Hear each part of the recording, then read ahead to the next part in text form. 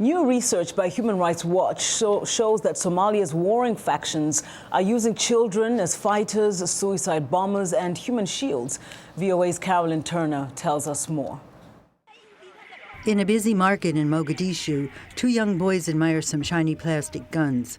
But toys are not the only guns boys and girls in Somalia have been handling.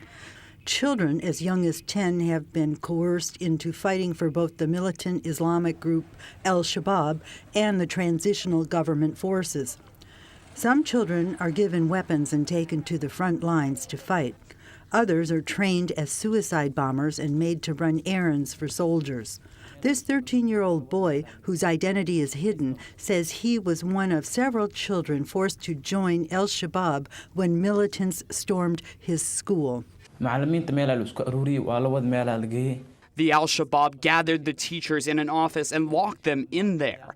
Then they came back and they searched the classes and took the children they wanted. The teachers were told they would be freed but should wait. The teachers asked, "Where are you taking the children?" "We are taking them for jihad," they said. Some teachers said, "Stop asking questions or they will shoot us."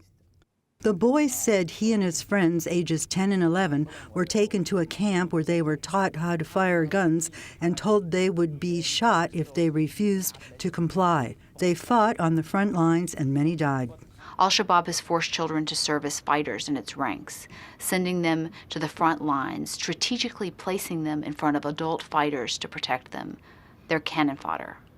Other children have been used as suicide bombers. A 15-year-old boy tells his story. I was taken from my home by Alu Suna militia. I was taken to a camp to take part in fighting. I was sent to the front line to fight on 2 occasions. He considers himself lucky he managed to get away. One day I was sent out to spy and collect information. I escaped that way.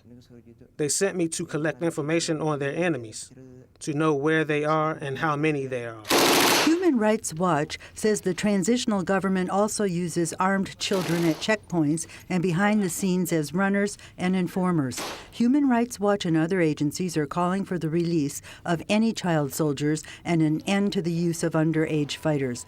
They're calling on the international community to do more. Carolyn, VOA News.